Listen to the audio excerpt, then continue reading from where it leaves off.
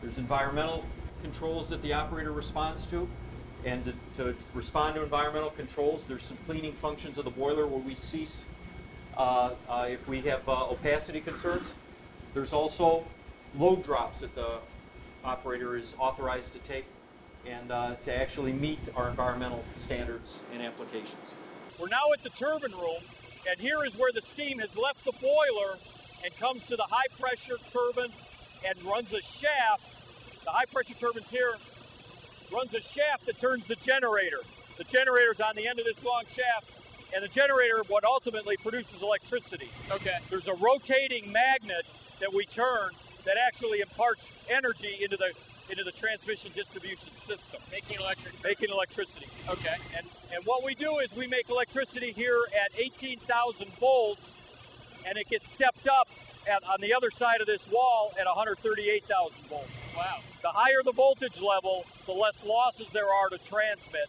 That's why in northern Illinois, there's a 138,000 volt system, there's a 345,000 volt system. Okay. And that's how the electricity gets distributed around the state. Wow. So, I mean, the turbine, basically its job is to turn. It's like a windmill. That turns the shaft. So all of this is to take coal, heat water, turn water into steam. Steam turns a turbine, makes the electricity. That's what happens. That's the money maker at the end. That's what happens at the end. That's amazing. So the power goes out through this switchyard. Yeah, there's a transmission system that actually is a grid in all the states in northern Illinois. And what happens is the power gets distributed to where it's used. And we instantaneously make it the moment it's needed. So we have to follow load very closely. And how much power are you making? We make 535 megawatts here at Crawford Station. Okay, how many homes is that? That's 600,000 homes. Wow, that's a lot. So, I mean, and you probably produce as much as the people need, as you just said. We only can produce that much, and what happens is we get a signal back from the regulating entity that tells us how much power they need on an instantaneous basis. So all those systems that we saw working in automatic follow that signal. So when people try and conserve, cut down on things like our electric bill, different kinds of light bulbs, turning things off when they're not in use. I mean, what are we ultimately saving here? It makes a big difference. It means we don't have to generate enough, we don't have to build enough to make a high capacity level, because as we know, power is mostly used during the daytime, and in the evening the power levels drop really low. So companies have to build for the high capacity, and if you had to build only for a smaller capacity, if there were more conservative ways to operate homes and businesses, that's a benefit to all ratepayers. Yeah, and we save what, coal? We save coal, we save money. Customers don't spend as much. Yeah, all good things. Good things. And it must take 100 or more people to run this facility. It takes exactly that number here, 110 or so here, and the other plant that we operate, Fifth Station, is just over 60. Wow, so engineers and what other kinds of people work here? Every sort of degree that supports. We have a chemical engineer, mechanical engineers, electrical engineers, environmental specialist engineering degree, all sorts of technical areas that we have to operate and maintain are represented by an engineering staff. How many plants in the city? In the city, we're the only 2 plants. And so Midwest Generation must be really committed then to working with the area around it to help get the engineers out there, maybe help us make some more engineers. Yeah, we pride ourselves where we have 6 or 8 engineers that tutor at local communities. Okay. And they tutor math and science. Okay. Because math and science sometimes seems hard to overcome and hard to learn. However, with the right support, we feel we're helping. And clearly we need that sort of training to run a facility like this. Definitely. There's always a need for students with those backgrounds. Wow. Thanks a lot. I really appreciate all the time. Thank you so much, Bill. So if you want to save energy, you basically have 2 choices. You can either use less energy or be more proactive about the way you get your energy. I understand about conserving energy. There's a lot of things I can do.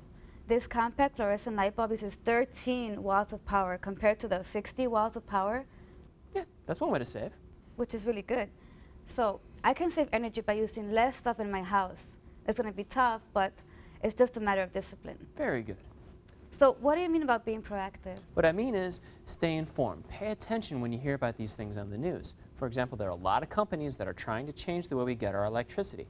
Some of them are working on solar panels. Solar panels? Yeah. Now, is the city trying to get these solar panels? The city has several solar panels in place, and we'll talk with one of the groups that is actually doing some work with them.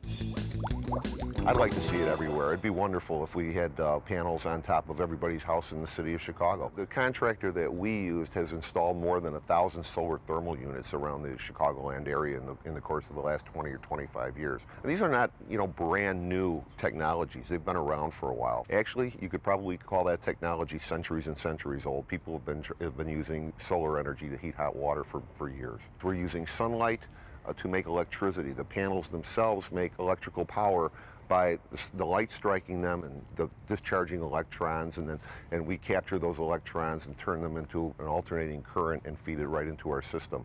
For the solar thermal units, that's even a little bit more straightforward. That's simply using the heat and energy from the sunlight to heat a fluid, a glycol solution, the same kind of solution you might find in the radiator of an automobile.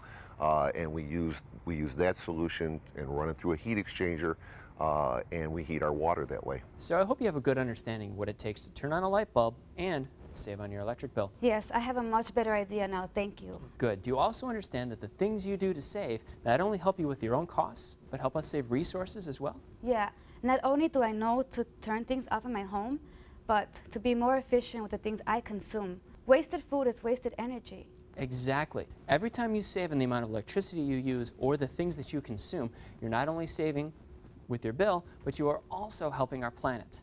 Yes, now I know what to do. Oh, good. Go out and spread the word. And think about this. How many light bulbs does it take to change a city? Hey, look who's home. Did you find your scientist? What about that TP? Come on, I need that light. I was watching that. Don't turn off my music. Come on, I was listening to that. Give me that. I was drying my hair. Dude, you're like a year away from bald. That's so cold. Let the air do it.